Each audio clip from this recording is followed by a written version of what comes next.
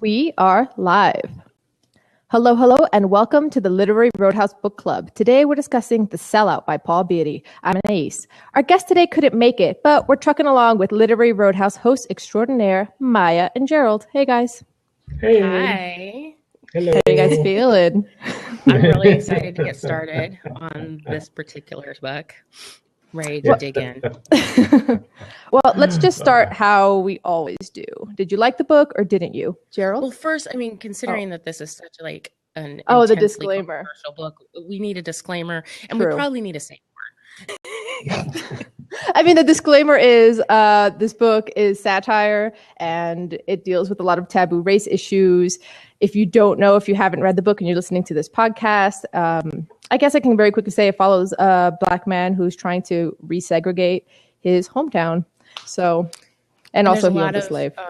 N-words and Yes. objectionable content. And it proved actually difficult to find a host because it's just such a controversial book. Yep. Okay. But With we that can do disclaimer. Yeah, I'm not worried. Gerald, are you worried? I'm not worried. It's only a book. It's only words. So how did you you like feel it? about it on the top level? Loved it. I found it hard going at first because the writing style is a bit unusual, which we'll probably come into. So it was a little bit slow, and I couldn't get sort of a hook into it. But then I just loved it. Really did. I loved it as well. There's something very quintessentially Black literature about this book in the tone and the rhythms. And I listened to it in audiobook. The narrator was amazing. And it was just like a 9-hour long spoken word rant. And I just love the book. I want to marry Paul Beatty. But Me too. I think we're all fans of his. Gerald and I were listening this morning to an interview that he was doing. It was doing kind of like an open discussion, and we were both just like, he's so genuine. But I think discussing this book, so I loved it too, but there's a lot to unpack here. And the book is so unique, and it's so biting, and the satire is so sharp, and the taboo subjects, that I think we need to start with just how did it make you feel to read this, the experience of reading it, the way that it was written, like Gerald was talking about, and also the subject itself. I think this is we're a couple of minutes in. I'm already having trouble. It's kind of hard for me because it's a Black author talking about Black issues in America in a very unwhite town, and it's like I'm observing it. So I didn't have any problems at all with it. I didn't have any problems with the N-word, even though I don't particularly like it. But it's used. It's always used in context, so it's there's. I suppose I didn't feel anything. I loved it as a book, but it didn't really affect me, if that makes sense. Yeah, you're a little bit removed being in the UK. It's not quite so in your face all the time. For me, I love the book. I'd heard so many people say like, oh, it's so difficult. Oh, it's so hard to get through. You got to work to get through it. I didn't find that at all. And I realized that's because these are things that I've been hearing and talked about around me since kindergarten. And so none of it, like, I was laughing, and I felt a lot of joy hearing this book written in a way that is so quintessentially Black. A lot of books about racism are very much structured like typical American novel format, and the format of this book felt it was a joy for me to read on every level. Yeah. I think reading it, there was like two things that happened to me. One, it was like this sort of searing sensation in my brain. Like, it's so fast. Like, if you blink, you miss it. Like, you can't just skim over a sentence and you'll be fine. You know what's happening. No, it's so intense, and it's kind of rambling, and he jumps from subject to subject so quickly that it it demands your complete attention. So I just felt like somebody was like ripping a hole in my brain and was just like, I'm going to force myself in here, which I liked. It was a very cool experience. Very, like, I feel like some books you can read half asleep at the wheel, and this is not one of them. And then on the other side of it, with all of the race things, I feel like because of everything that's going on right now, even though he wrote this book before all of the sort of events that are happening in the US and all of the sort of, you know, like Black activism and everything that's going on, still, it was so satisfying for me, even outside the culture, but kind of, you know, aware what's going on and reading everything, to have these things said the way they were said. Like, there's a lot of times where he would just say something and I was like, I really appreciate that somebody just put it in those terms. So there was a lot of, I don't know what that, is there a word for that in psychology when you just kind of like feel really good? There's a saying in the Black community, inside voice, outside voice. So there are things that you say within the group that are not necessarily explored or shared outside the group. And a lot of the things that you're talking about that are written so pointedly, I've been hearing since 81, 82 from my dad and from brothers around me. And so it's almost like the inside voice got out.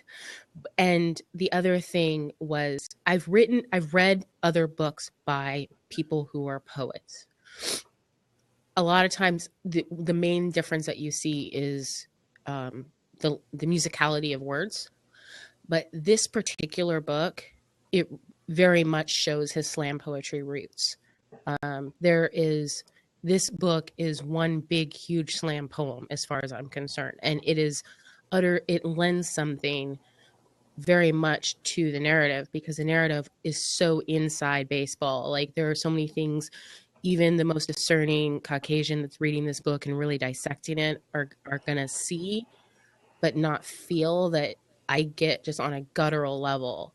And I think that's what I loved most about it. And I was cracking up when he was segregating the town, and I could just like hear my dad. I was just like, no way. This is not in a book. This is not in a book.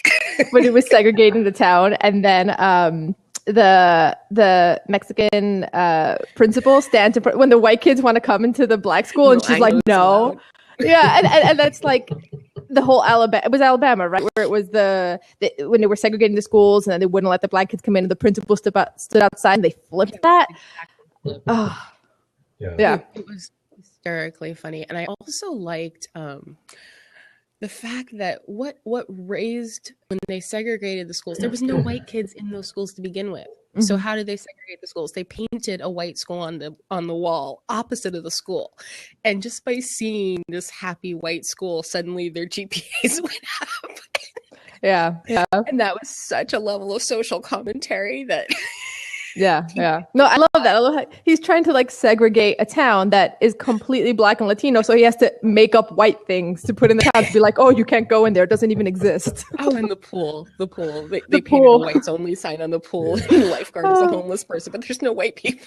Yeah, but then because it's a whites only pool, then the Black kids are breaking in. There's only Black kids in this town, and they have to hide. Exercise. Yeah, they're like hiding underneath when the cops pass by. It's just.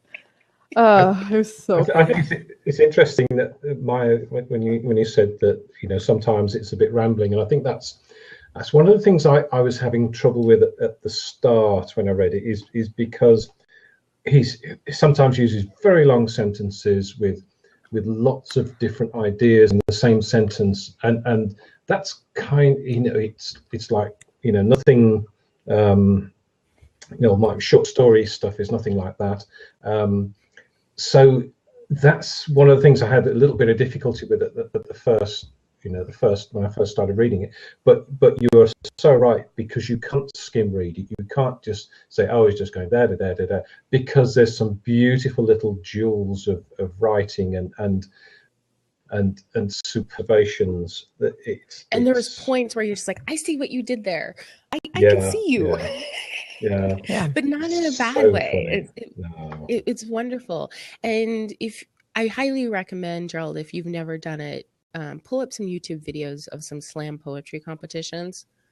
And I mean, essentially that's the basis of everything, rap and everything else. And as I was listening to it, this book lends itself so well to audio, specifically because it's written in slam style. There's so much rhythm and just snarky, just wordplay. There's a lot of wordplay in this book.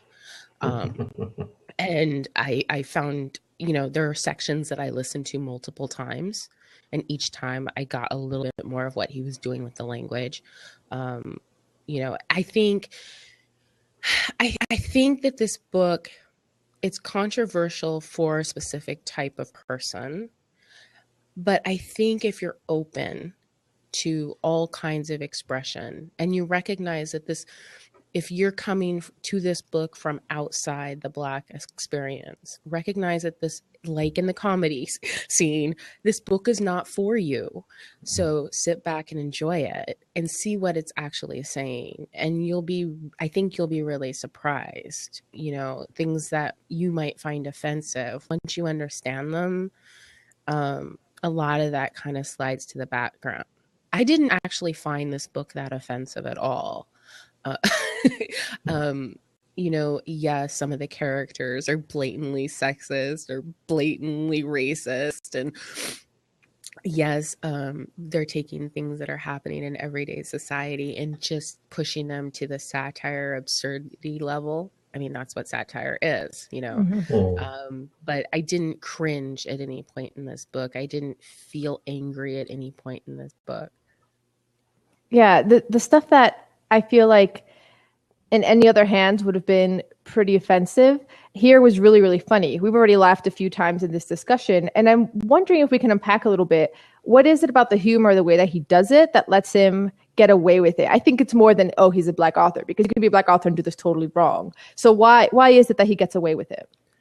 I think it's a specific type of humor. Like if you listen to like old school comedians, there's like a level of gallows humor where stuff is just so bad that you make jokes about it in a really pointed and just pinpoint way.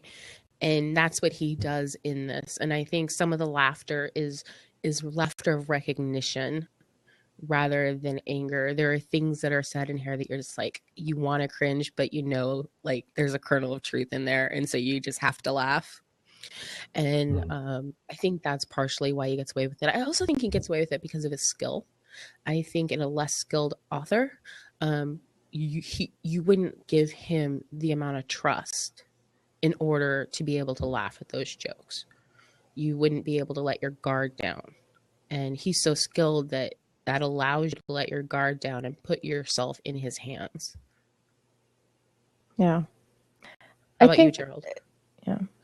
Yeah. I was just going to ask actually if you thought that this book could have been written by a skilled white author. Did he have to be Black to honestly, write this? I don't think it could have, unless the dude grew up in an entirely Black town, and even then it would have been a completely different book. Yeah, I think so. Yeah, I agree. I think if it were a white author, it would be somebody who grew up in that setting, and then the fact that he is white in a Black town is kind of like the new point, right? That would be a new like addition to the story. Yeah. And I think also part of why he gets away with this humor as well is because he's laughing with a lot of love. So a lot of times he's laughing at racism itself and the injustices, but when he is laughing at flaws in Black culture and certain types of like ways that it manifests, it's with a lot of love. It's with a lot of forgiveness. Like, okay, like there was a line, like he has a bunch where he's like, Black people this, Black people that, but it's not kind of Dave Chappelle way where it's like, it's not laughing at, it's not even really laughing with, it's like laughing with a hug, which I think you can feel throughout. Yeah, I mean, the motif of the watermelon is, I mean, he grows watermelons. People watermelon and weed. He grows watermelon and weed. Watermelons and weed, like, saying that out loud makes me crack up. Yeah. But what it reminded me of is my daughter went primarily, like it's mostly Black, mostly white school, very like art charter, whatever, only a couple Black kids on her track team. And she was telling me that they were having They were out running, and she was with a group of girls, and she was like, I smell watermelon. And all the girls are like looking at each other, and she's like, do you smell watermelon? They're like, no, we don't smell any watermelon. I don't smell water. And my daughter, like, she's been raised so just racially oblivious. She's just now hitting like cross racial scale level 2. And so she's like, what do you mean? Can't you smell that? I smell watermelon. And then eventually one of the black guys that's a sprinter, like, catches up with her, and he whispers, it's okay, I smell it too. Oh. You know what that whispering story reminded me of? That story we read, the ZZ Packer story we read, where she's in the group circle, then the only other black person in the circle is like, shh, keep it down. We don't talk about this in front of the white people. Inside voice. Inside voice, yeah. I think it is kind of strange to work out why it's not offensive, and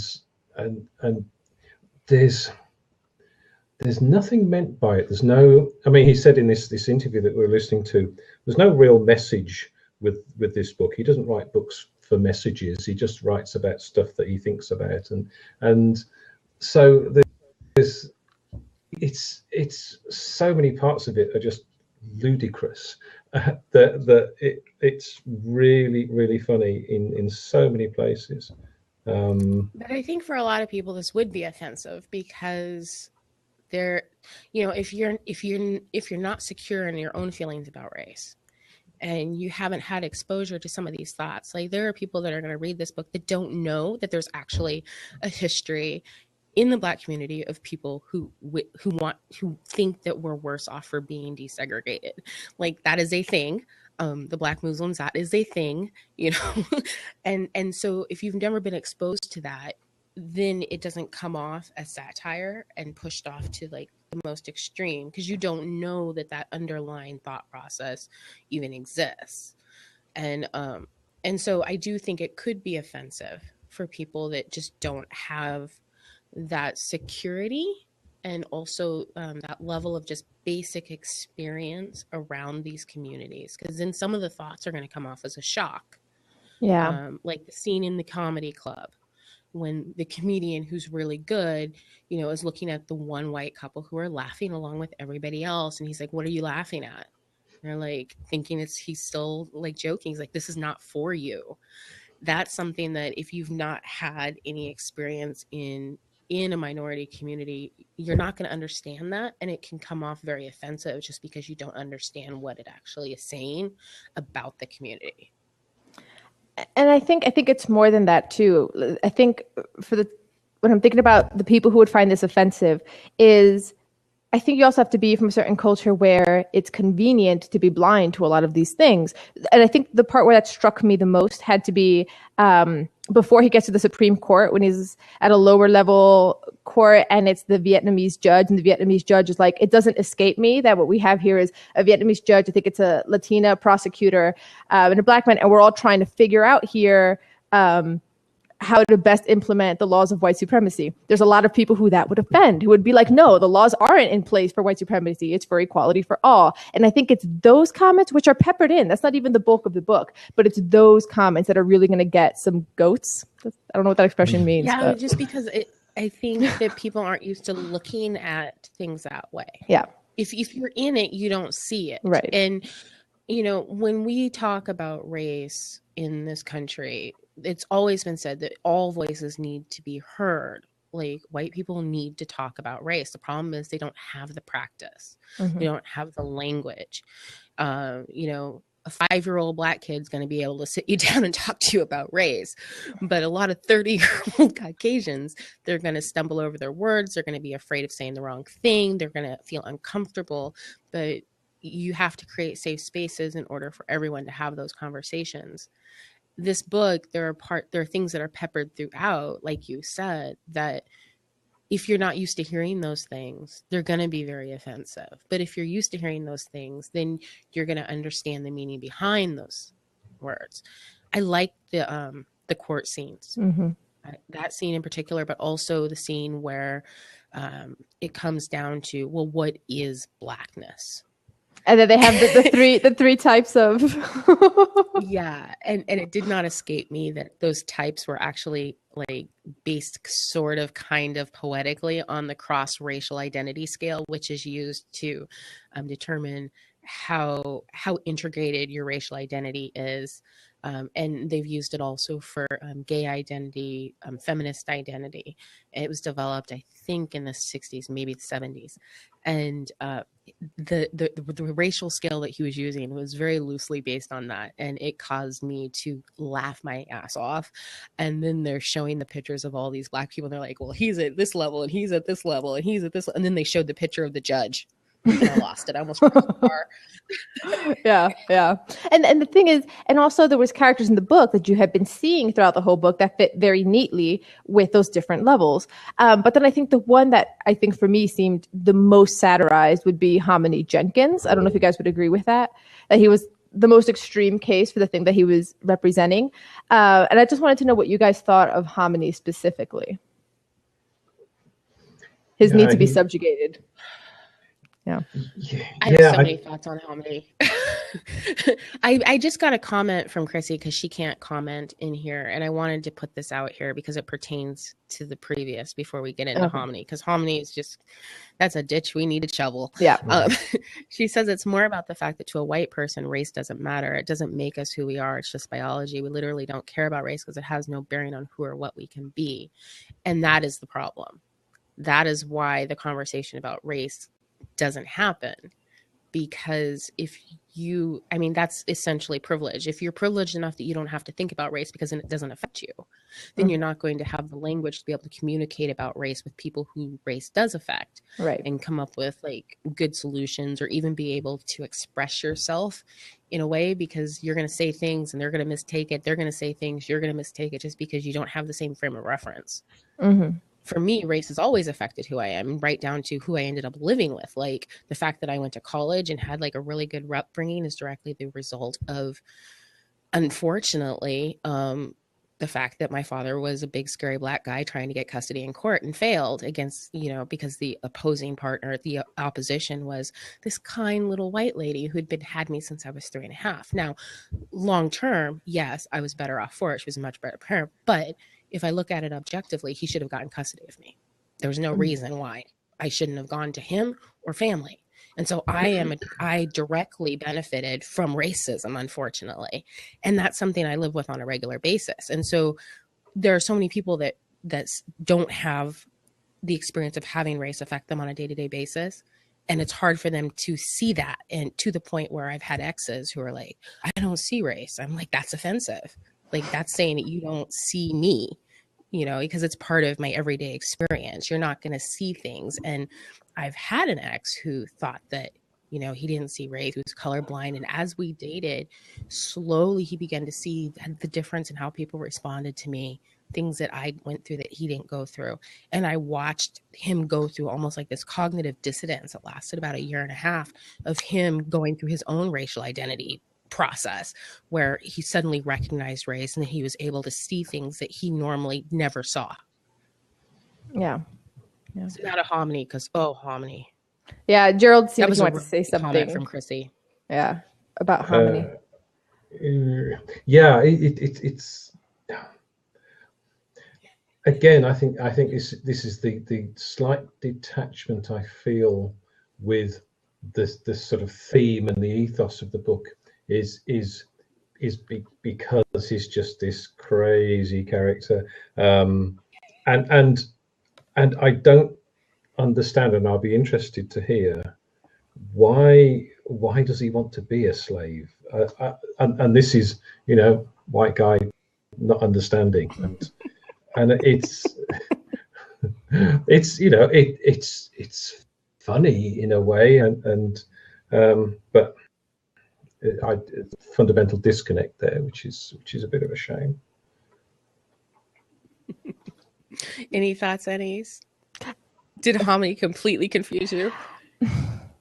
I mean, I don't know if he completely confused me, because he, being of an older generation, was able to get attention from the majority race with a lot of power because of his work being Buckwheat's understudy in The Little Rascals. And if he played that kind of like character, you know, whatever, like the coon kind of role, he still got to be sort of left behind the curtain. He got to be with Darla, who's white. Like he got all of these certain benefits from it that once that was taken from him, he felt, I don't know, like completely robbed of his identity. Like that had become his identity. That's who he was. And I mean, the author, the narrator says it right at the beginning when he's like, you know, the Uncle Tom's like great grandson or whatever. Like it has that whole, but still to the extent that he wants to get whipped. So I guess it's the pitch of it that I'm confused by.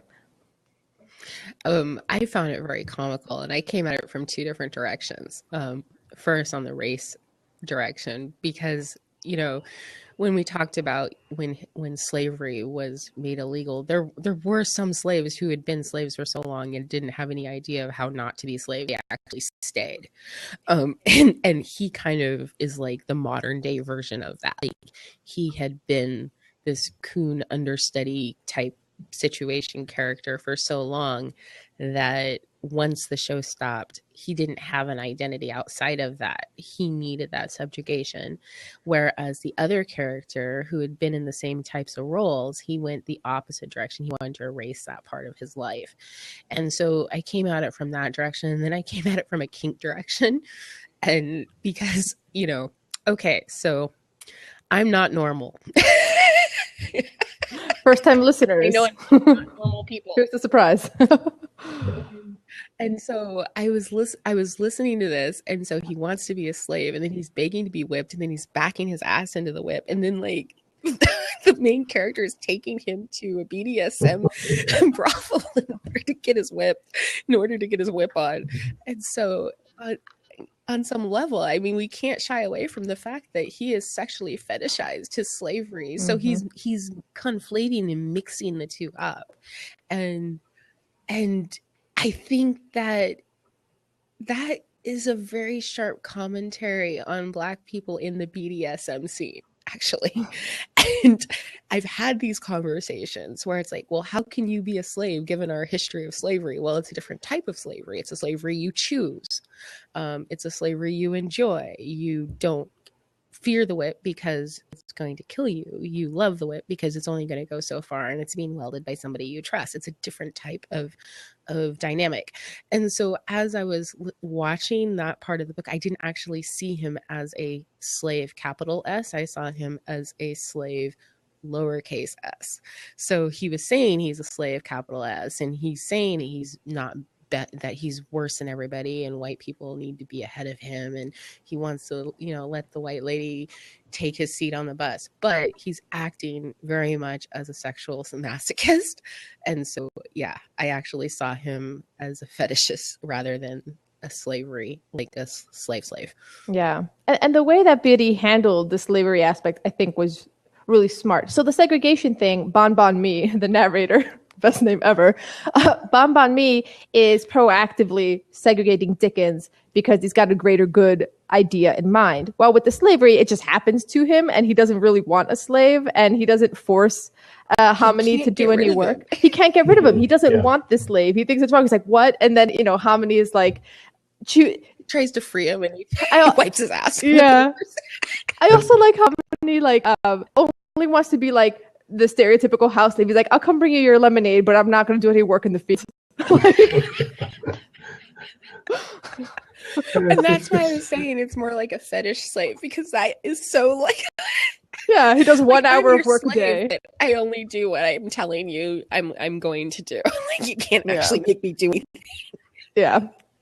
It was interesting when you talked about whipping and you say, you know, it's different because it's being wielded by someone you trust, and it's not going to kill you. And we had something over here a few years ago, and a long time ago we had these sort of jams, jello, and they had these little characters on them, and they're called gollywogs, and they had, you know, frizzy hair and bright red jackets and stuff, and you could collect the badges and the little, you know, it's all sort of, you know, nice stuff for kids. But of course, the WOG part of the gollywog is a derogatory term, and so everything was okay until somebody quite famous used the term to describe a French tennis player who was black, who had, you know, the hair like this, the big afro, and she got kicked off the station, and there were many arguments. They said, you know, what's wrong with the word? The word is, you know, it's this little creature on a jam jar, and they said, and people couldn't get that it's not the word in itself, it's how the word is used, and being used in a derogatory way to describe someone of color with a big afro hairdo is wrong, and people just couldn't get that.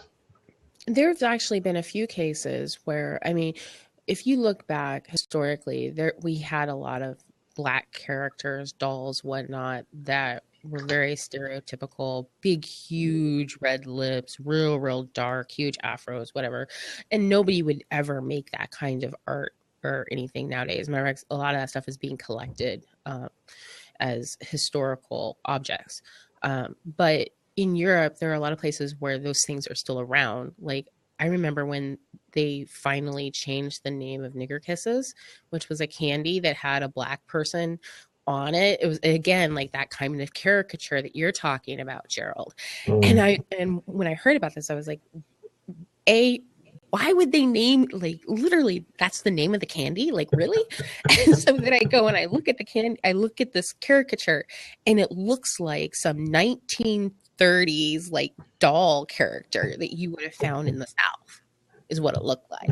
Yeah. And so it's like, I didn't even know they had that. It looks so Americana. and talking about that kind of like horrible blackface, kind of like, you know, pickaninny stereotype. I like also when the narrator was talking about how, you know, that was very common back in Homony's time and older, and also about then Black performers being minstrels and putting on blackface, even though they're actually Black, but the blackface they put on is of a lighter shade than their natural shade. Like, there was all of these layers that he kept coming back to, which I thought was very smart. Very smart, and it reflects back to the phrase that kept getting repeated throughout the book. You know, you have to know who you are and figure out how to become that person. And there's a constant there's a lot of symbolism throughout this book of people that are wearing masks that aren't really sure of who they are, revealing who they are. Like, they don't really know who Foy is. He's just this nutty guy who's, you know, we don't know why he's nutty until towards the end. There's the Black girl that is in the sorority. She's only in the sorority because she's a medical student and she knows she needs connections. And so when all of her sorority sisters are dressed up very in racist costumes, she's right along with them. Like, the idea of this Black girl wearing blackface cracks me up. And then, you know, she's going through this album and there she is, and dressed up as like racist Mexican characters and racist Asian characters, and trying to fit in and wearing these masks. Yeah. And I did like that inclusivity as well. Like, yes, it's a predominantly Black book from a Black perspective because of the author, but he was constantly remembering all the other minority groups, not just by race, but also by sexuality and gender. And I really like how he wove that in, how it was intersectional. Is that the right way to put it? Like, he kept letting in other groups. You were talking about masks, by the way, and I think the character that has the heaviest mask is probably Foy. Would you agree with that? That he's the one fronting the most? He is so just damaged, and he's really not okay. Like, he's got some serious PTSD going on. What do you guys think about Foy?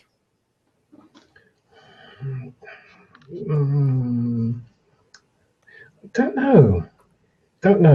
I couldn't really get a handle on him. It's a lot of the time it seemed to be. I think he was maybe a foil for some of the other characters. So he was he was very different, and sort of overtly trying to be this sort of academic and this you know, clever guy, and but it's I don't know, didn't really get a handle on him. Yeah, I didn't get a handle on him until the end either. I kept having to remind myself who he was, actually, because his character didn't feel real defined until towards the end, when I understood his actions better. Then he came more into view. Up until that point, you know, he is very, he like you said, he's the pseudo intellectual, but and he's very much trying to fix racial problems in a way that you see a lot of intellectuals trying to do. And so rather than confronting the N-word, get rid of it entirely. The people that, you know, his dealing with Mark Twain, just like, that is a whole subject. I can just, oh my goodness, people that give their kids edited versions of Huckleberry Finn, I have issues with those people. But there are those people, and he comes from that. He wants to erase racism and make it so it doesn't exist in a way that is more about erasing it rather than having it actually be fixed. And then you find out that he was so humiliated as a child. I mean, his humiliation was so and so he is the other version of what, you know, Hominy could have been. Like, Hominy, you're either going to accept that level of degradation or you're going to fight against it. And he's the opposite. Yeah, exactly. But I felt not in like a healthy way. No, I felt like Foy kept trying to sanitize the ugly parts of racism. And everything was the show, right? It was all about the exterior. He still keeps the seagull winged, very fancy car, even though he lost his house. His house has been foreclosed, but he still needs the fancy suit. He's still hanging the Armani as it dries from the car. And it was all about the appearances. Like, remember with the novels that he was, which were hilarious. The Great Blacksby, the Dope Man Cometh, like the great sanitized, non-racist. How does he start the Great Blacksby? It's like, my father, who was always present, never hit me, had a lot of money, supported his family. It was so funny. Yeah, those were pretty excellent. He must have had a great time coming up with those book titles when he wrote those. It was so funny. Yeah. And didn't he switch around Tom Sawyer? So it was like the wise and like black man and the little Huckleberry Finn and his adventures of Tom Sawyer or something. It was like but he switched it where like the little Finn wasn't the main character anymore. He was like the tag along to the black character. He like flipped the role of the characters. And even the cover, the new cover, that's when I lost it. The idea of, you know, Jim just surveying the surroundings, looking like a captain. And he doesn't speak. He speaks like with like perfect, you know, non-regional diction. But then, and Plantation Barbie, that had me rolling. Like in the beginning. Another one where I almost I forgot this was on loud. Yeah. Plantation Barbie almost made me crash the car. I was driving down the freeway, moving boxes, and all of a sudden it's like, Plantation Barbie, did you really paint Barbie black? And then he was like, he had to choose between the black Barbie or the white Barbie. He's like, well, the white Barbie, she has better accessories. I lost it. I mean, that's how I felt about this whole book. There were so many points where I just utterly lost it, but I lost it because it was so true. You know, we haven't had cable in my house for 10 years. Like, I turned it off when my kid, well, more than 10 years. My kids were in second grade when we turned off DirecTV. We turned it off because one day my daughter told me that she wished we were white. And I asked her why, as I'm biting my tongue and calming myself and trying not to freak out. I'm like, so why would you say that? Why do you think that? Why would you want us to be white? And she explained to me that on TV, all the white kids had fun. They got to do cool adventures and play cool games, and the black kids got hit with water cannons and chased by dogs because it was like after Black History Month, and so there was like Selma and shit. And when you look at cartoons, the only brown cartoon character that just has adventures is Dora the Explorer. And so it was just like, I turned off DirecTV the next day. So when he said, oh, obviously I want the white Barbie because she has better accessories, that's what it reminded me of, and that's what prompted my laughter. Yeah. So the book, the way that it's structured, let's just talk about now, it's like a book. So it starts with a Supreme Court case, and then it's like a massive flashback for the next like 250 pages or so. And then it comes back to the Supreme Court case. Unless I missed it, because everything is like blink and you miss it. You never hear the court decision, right? There's no court decision. No court decision. You don't really hear like the in-between court case. Like they have that really short scene in the first court, and then all of a sudden you're at the Supreme Court. It reminded me when I was at the writers' conference last year, we were talking about a novel. I can't remember which novel it was, but it had like a figure 8 kind of structure.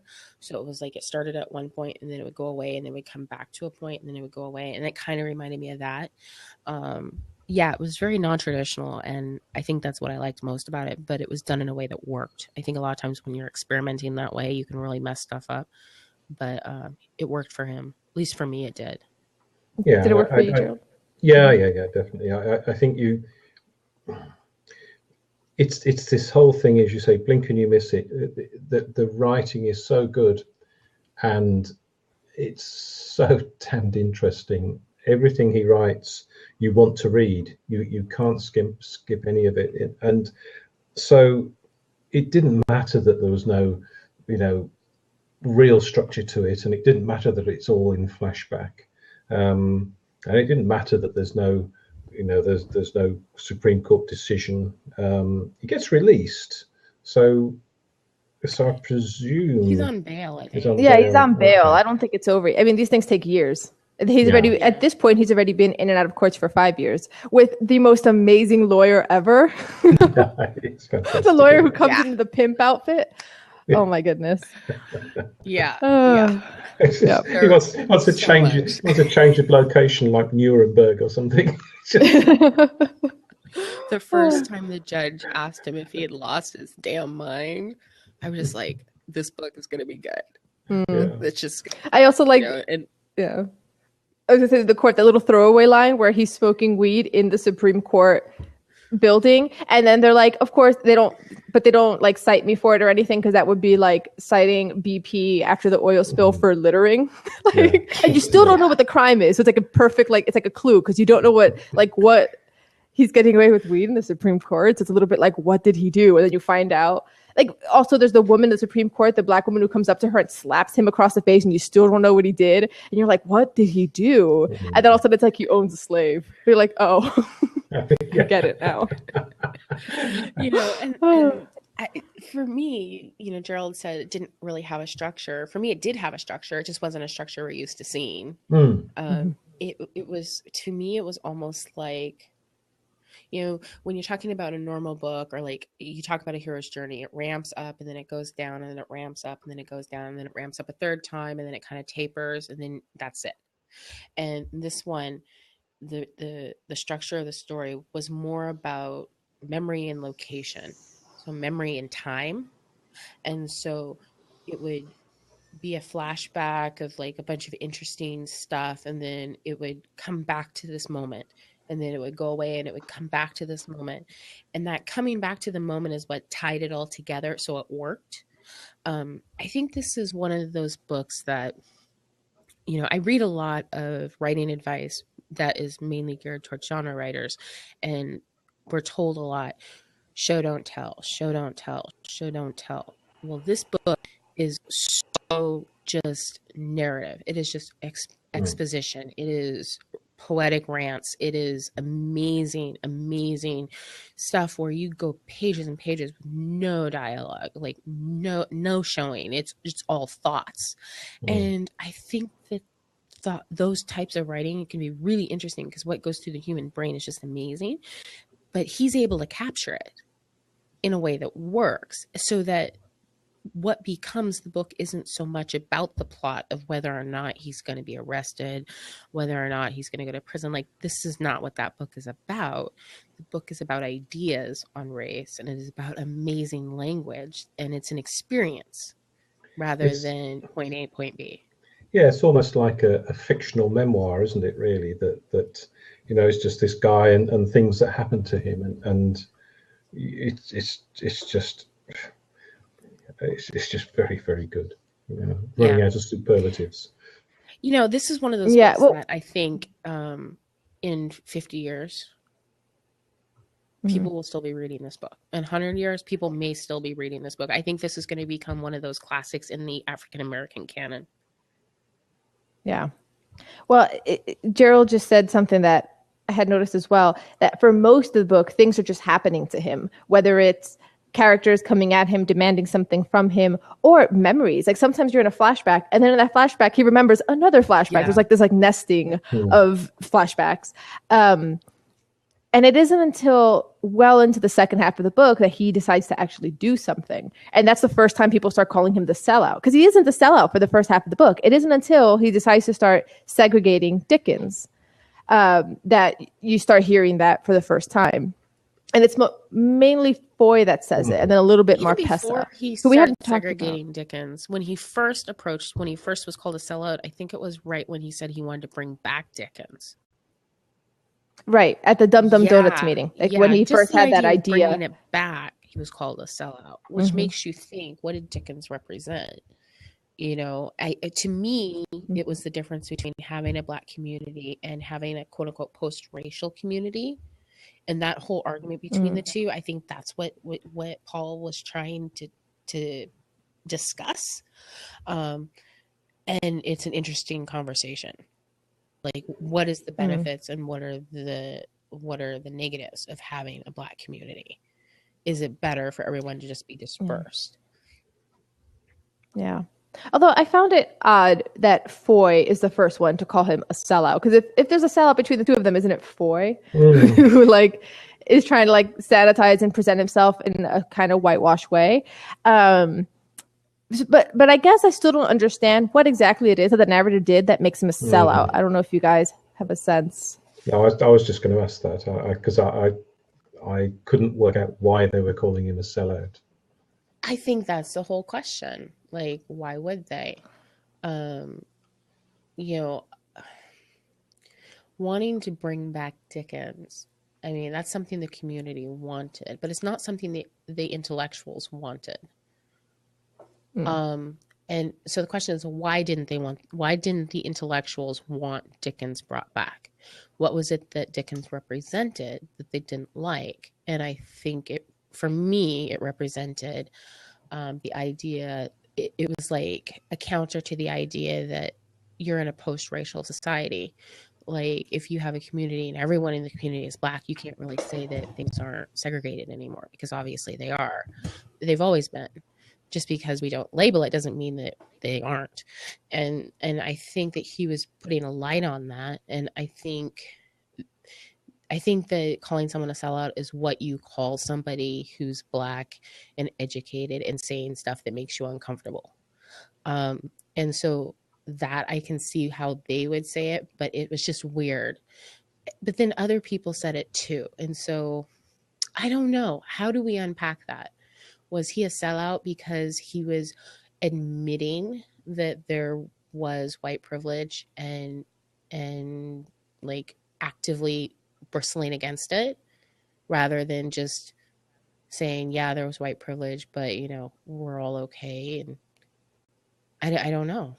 I mean, were they trying to say that he was selling out the new sort of non-racist sort of society? Don't know. I don't know.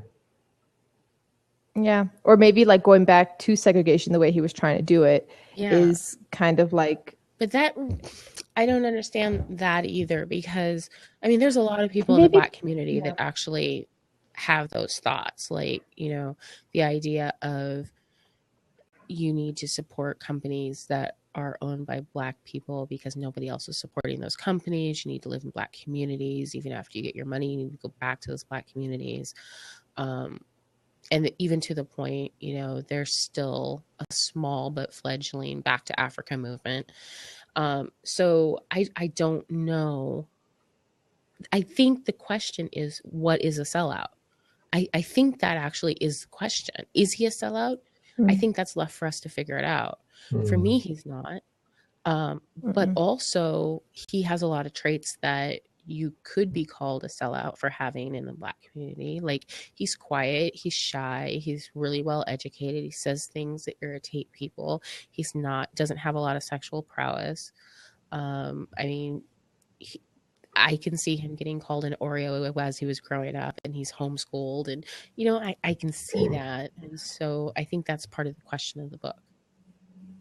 Yeah. And I think also maybe because we're in the narrator's point of view, it's easier for us to see his motives. But from the outside, you may not see his motives. Like, from the outside, how would he look different than Hominy unless you knew why he was doing the things that he was doing? Exactly. Like, what would you think about a guy that put up, the front of the buses for pregnant people, disabled, and whites?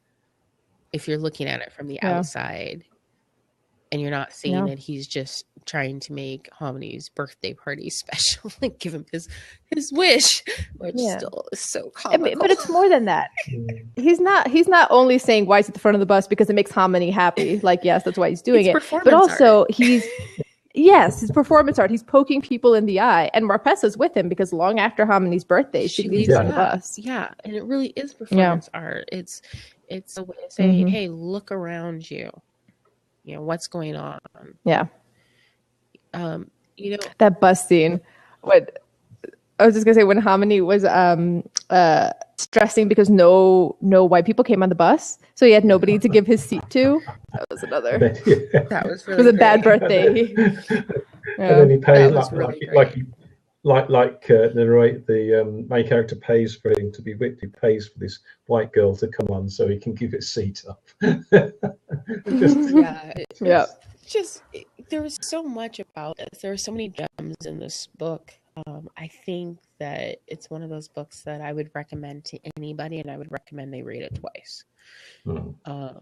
Because I think this is not a book that you can just read once, to really get it. There's just so much here. Fascinating. It really is fascinating to me. Yeah. What kind of symbolism, what symbols did you guys pick out? We talked a little bit about watermelon and about mass. Were there any other symbols that you guys saw expressed throughout this book? I mean, there's just, more than anything, it's all the references and all the allegory. It's the way that he would present to you a situation and then reference Nina Simone or reference a movement in the civil rights movement. And then that reference is supposed to inform you the things that he hasn't already said. Like the fact that he just dropped this person's name should, if you know what he's talking about, which sometimes I did, sometimes I didn't, would tell you the rest of his point. Like I felt like a lot of times he'd half make his point and then the reference is supposed to get you the rest of the way there. Yeah, there was a lot of cultural references throughout this book, and they weren't explained. I mean, if you're not from here, I can see this book being very difficult to get through, actually. Certain parts of it. I think I don't think it detracts too much from missing those cultural references, because a lot of the time the names that he mentioned weren't known to me. So without looking up each one and seeing what reference they had to the story, which I might do. Still able to get something out of it.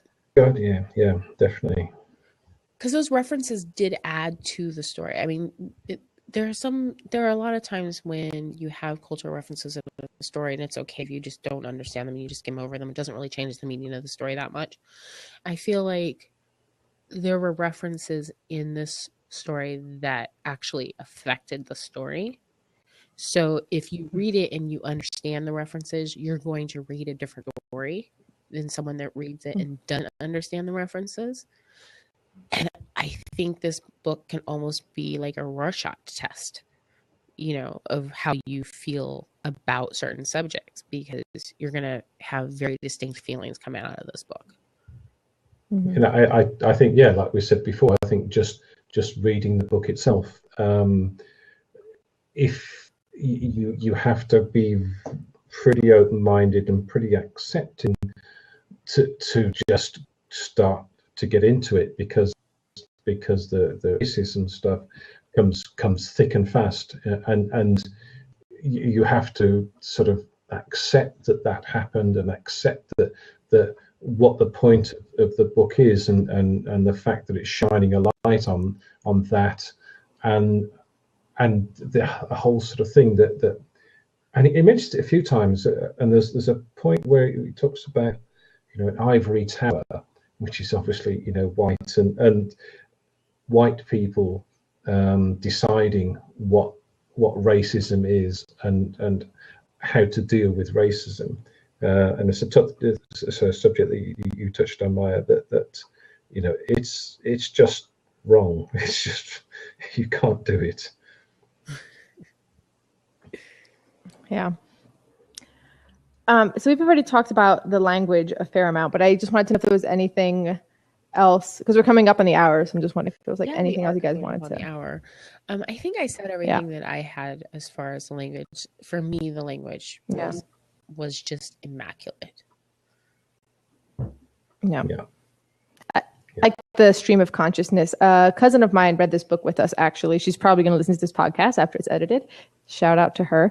And when she was about a third of the way through, I checked in with her and I was like, what do you think? She's like, it's so ADD and it's so hard to follow. And the way that he writes is just so intense, but I keep going back to it. Yeah. So I guess I like it. She still hadn't decided if she likes it. And then she was like, but I guess I do because I keep reading it.